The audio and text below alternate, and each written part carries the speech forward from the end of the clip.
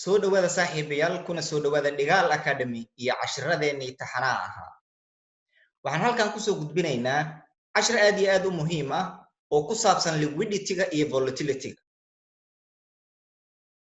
Haddii aan ku horeyno, liquidity-gu waa cadadka dadka suuqa ku jiro ee markaa ka ganacsanayo ayaa waxaa loo yaqaanaa liquidity. Waxay yeeshaan high liquidity iyo low liquidity oo ah in ay yar yihiin cadadka dadka suuqa ku jiro ama tirada dadka suuqa ku jirto in ay aad u yar tahay oo xamaasadii suuqa markaas ay aad iyo aad u yar tahay.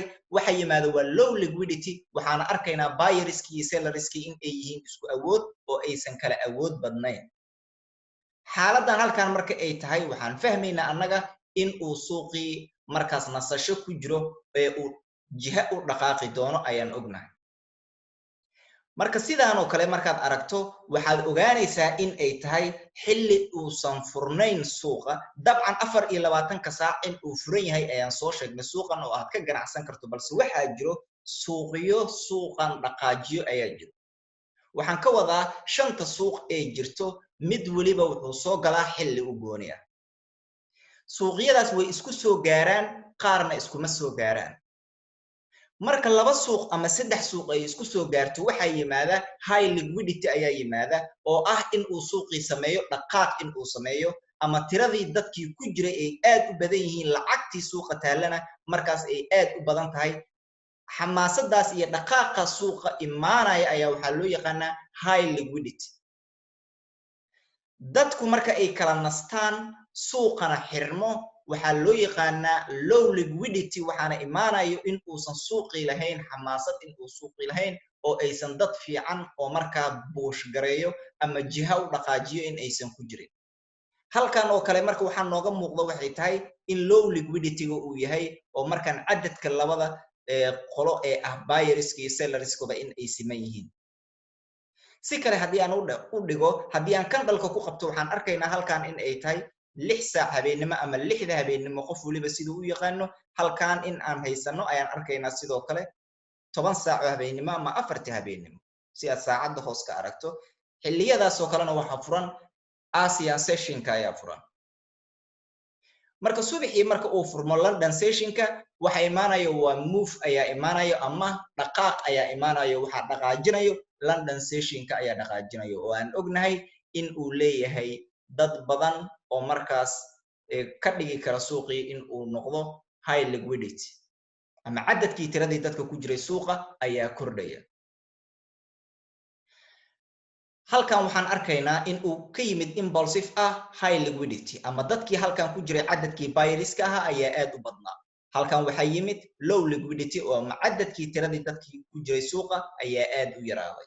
halkan waxaan arkaynaa sidoo kaleeto in uu yimid move impulsive ah oo cadadkii dadkii in ay soo kordheen ayaan arkaynaa. halkaas waxaad ku fahantay waxa uu yahay liquidity. haddana waxaan guda gelaynaa waa maxay volatility. sidoo kale volatility-gu asagana wuxuu ku yimaadaa 2 waji oo ah low volatility iyo high volatility. marxaladan aad ay uga duwan tahay liquidity-ga oo ah saamaynta volatility-gu uu keeno.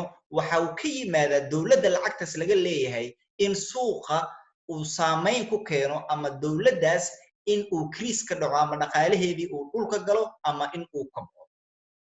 marka dhaqaalaha waddankaas uu hoos galo ama kriis uu ka dhaco lacagteedii ayaan arkaynaa in ay aad u liidato oo jihada hoose in ay aado. waxaa kaloo jiro haddii uu doorasho waddanka ku jiro in qalalaaso siyaasadeed uu yimaado, lacagtaasna markaas ay tahay lacag aanan miisaanayn ama aan jiha rasmi ah ku jirin oo mar waliba dhinacba mar loo dhaqaajin karo. volatility-gu isagu wuxuu yimaadaa waqti cayiman, muddo saacad ah ama 2 saacadood ah ayaa waxaa laga yaabaa in uu dhaqaaqo 100 bi. muddo 10 daqiiqo ah ayaa waxaa laga yaabaa in uu dhaqaaqo 100 bi.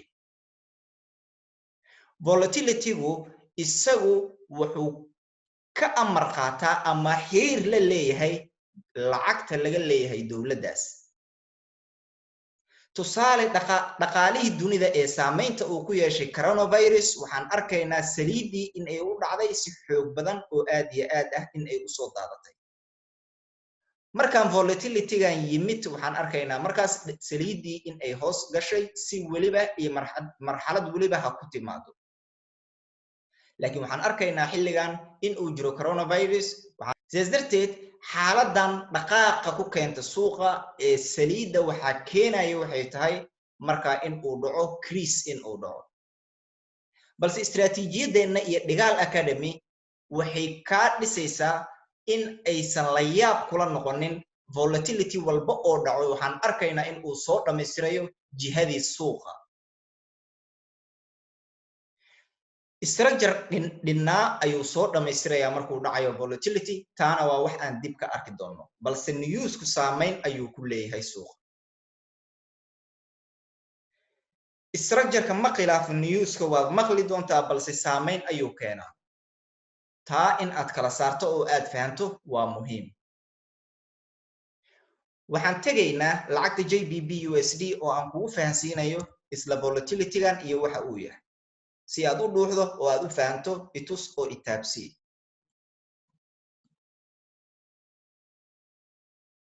waxaan tegaynaa weekliga bal si aan u dul istaagno marxaladii iyo wixii ku dhacay lacagtan JBP. JBP halkan haddii aan ku qabanno impulsivekan waxaan arkaynaa in uu dhacay 2008. 2008 high volatilitygan ku yimid lacagtan waxaan arkaynaa dhaqaale ahaan in uu aad iyo aad u burburay waddanka Ingiriiska. dhaqaalihii burburay ee waddankaas waxay keentay in lacagtii Great Britain in ay hoos u dhacdo wax ka badan 6,000 oo bib. taa ayaa waxaa la yiraahdaa high volatility. waxa dhici kara ayaa waxay tahay lacag focuska kuu saarnayd oo aad rabtay in aad ka ganacsato adigoo computerka ka maqan in aad aragto in uu dhaco volatility, kadibna jihadii aad sugaysay in ay lacagtii u dhaqaaqo.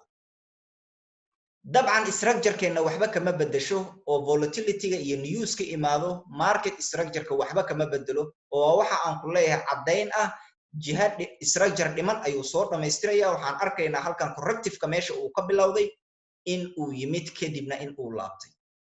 sidaas darteed volatilitygu waxba kama bedelayo jihadii ayuu suuqa u dhaqaajinaya, structure dhiman ayuuna soo dhammaystiraya.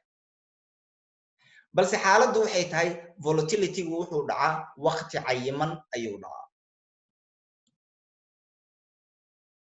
halkan waad ka helaysaa entry iyo in lacagtii aad ka hesho beriyoo kale in aad gasho, balse waqti cayiman volatilitygaas dhacayo wuxuu keenaa in uu suuqii dhaqaaq aad u weyn uu ku sameeyo. sidoo kale halkan waxaan arkaynaa in ay tahay ayadana low volatility. meeshaan sidoo kale waxaan arkaynaa haddii aan tagno dailyga,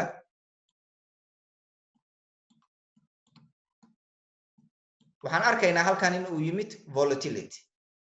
volatilitygan dhaqaaqa uu halkan imaanayo waa mid aan ka warraynay oo aan ogeyn mar weliban structure ayuu soo dhammaystirayaa. patternkanna waad baran doontaa, waxaa la yidhahdaa expanding pattern. sababta uu ku yimid iyo marxaladda sharixi mayno, balse keliya waxaan dul istaagaynaa volatilityga. waxaan arkaynaa in uu dhaqaaq aad u xoogan ama xamaasad aad u xoogan inay halkan ka timid. tusaalihii ugu dambeeyey aan ku soo qaadanayno JBP NCD.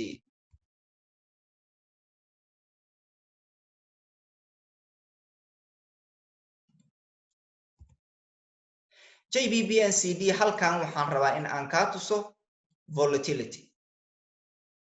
dhaqaaqan wiiga ah ee suuqa uu dhaqaaqay ayaa waxaa loo yaqaanaa high volatility.